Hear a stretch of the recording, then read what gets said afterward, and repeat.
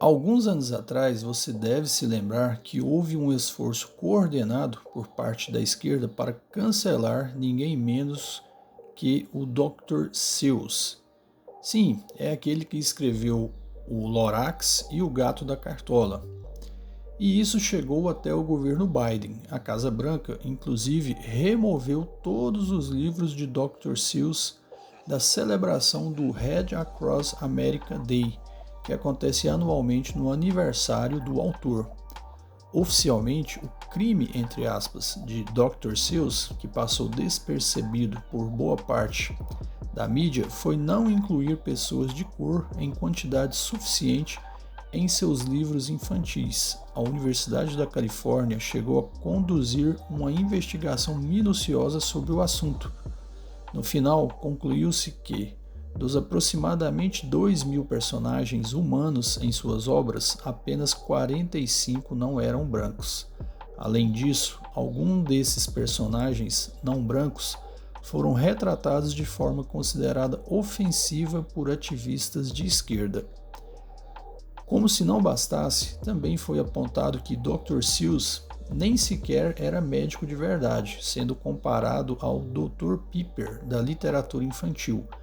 Resultado: ele foi cancelado e seu nome banido até da própria comemoração de seu aniversário.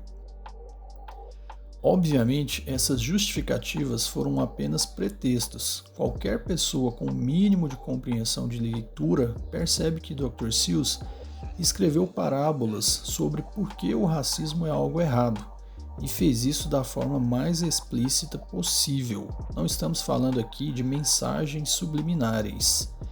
E é exatamente por isso que ele teve de ser cancelado, porque ensinar às crianças que toda forma de ódio racial, inclusive contra brancos, é moralmente errada. Entrou em conflito direto com a visão atual da esquerda, que gira em torno da demonização constante da população branca. Eles só não podiam dizer isso abertamente, então preferiram alegar que estavam cancelando o Dr. Seuss por racismo, quando na realidade foi exatamente o oposto. Ele cometeu o pecado, entre aspas, de ensinar que o ódio racial, de qualquer tipo, está errado. Desta forma, estamos vendo o mesmo movimento acontecer agora no Reino Unido, só que com William Shakespeare sendo o novo alvo do tratamento Dr. Seuss. Apesar de todas as diferenças, Shakespeare e Dr. Seuss têm uma coisa em comum. Ambos representam uma ameaça clara e intolerável às narrativas raciais antibrancas, que se tornaram populares na esquerda. Shakespeare, considerado por muitos o maior escritor de todos os tempos, representa uma excelência que poucos países ou culturas conseguiram igualar. Não existe um Shakespeare africano ou um Shakespeare paquistanês, por exemplo. E se você tenta sustentar a ideia de que países com menos pessoas brancas são culturalmente superiores ao Ocidente, argumento genuinamente defendido por alguns ativistas, então a existência de um gênio como Shakespeare se torna um grande inconveniente. Mesmo depois de séculos, ele permanece insuperável e por isso agora também estão tentando cancelá-lo, mas, assim como no caso de Dr. Seuss, eles não admitem o real motivo. Em vez de dizer que Shakespeare precisa ser derrubado, entre aspas, por ser branco, usam o termo descolonizar. Descolonização é uma palavra que vem sendo usada em diversos contextos, mas invariavelmente ela serve como disfarce para o ódio racial contra brancos e muitas vezes para justificar violência racial. A alegação é que estão apenas removendo vestígios do colonialismo, mas a motivação real é bastante transparente. Segundo o Daily Mail, a casa onde Shakespeare nasceu será descolonizada, pois há o receio de que apresentá-lo como o maior dramaturgo da história possa reforçar ideologias de supremacia branca. A fundação responsável pelos imóveis de Shakespeare afirmou que irá transformar o museu em uma experiência mais inclusiva e se afastar de perspectivas ocidentais.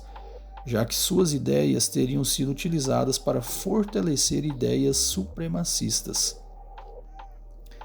Ou seja, vão descolonizar o local de nascimento de Shakespeare, substituindo o conteúdo relacionado a ele por influências estrangeiras, como oficinas de danças inspiradas em Bollywood e eventos celebrando poetas bengalis.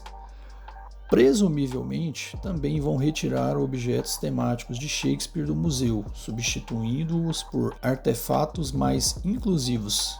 Em outras palavras, vão descolonizar o local de nascimento de Shakespeare, colonizando-o com outras culturas até que se torne irreconhecível.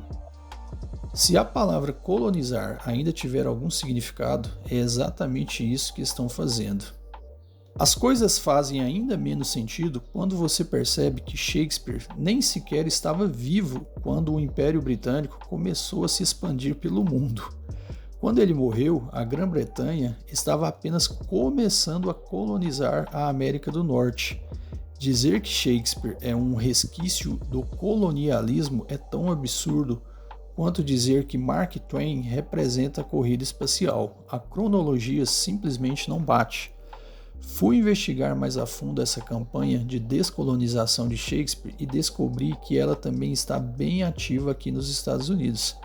Por exemplo, uma professora de inglês da Universidade Estadual do Arizona, chamada Ayanna Thompson, fez uma palestra sobre como descolonizar Shakespeare em sala de aula. Segundo ela, isso começa com a justaposição, como ler King Hadley, de August Wilson, ao lado de Rei Lear, de Shakespeare. Também sugere que os alunos tragam conteúdos que desejam comparar com Shakespeare, como a peça The Moors, do dramaturgo zimbabuano Mfonizo Ndofia, ou Jay-Z.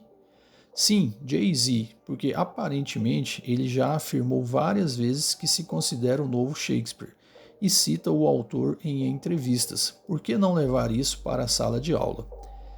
Essa é a nova fronteira da academia e custa até $32 mil por ano para que seu filho aprenda essas lições revolucionárias. Caso tenha cochilado durante a palestra, o que a professora realmente está dizendo é que descolonizar Shakespeare significa parar de falar sobre ele e, em vez disso, focar em escritores e artistas não brancos. Essa é a jogada. O conteúdo vira uma lista aleatória de autores obscuros, escolhidos não pela relevância de suas obras, mas pela cor da pele.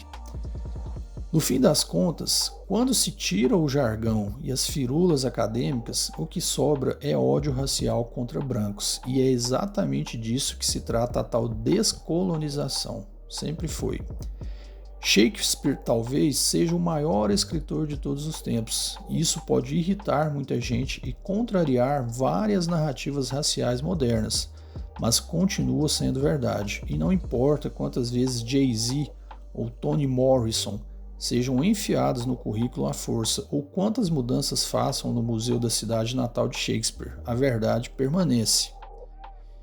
E é por isso que todos os que estão tentando cancelar Shakespeare e descolonizar seu legado estão cancelados. Bom, pessoal, isso aqui foi um pequeno relato do canal do Matt Walsh Show, lá dos Estados Unidos. Resolvi trazer esse vídeo aqui para vocês perceberem o que é que está ocorrendo lá fora, tanto no Reino Unido quanto nos Estados Unidos, porque a gente sabe que, invariavelmente, tudo que ocorre lá fora, depois de alguns meses ou anos, acaba ocorrendo aqui no Brasil também. Então, por isso, resolvi trazer essa reflexão para vocês sobre a nova descolonização, né? Antes foi a colonização, agora estão fazendo a descolonização.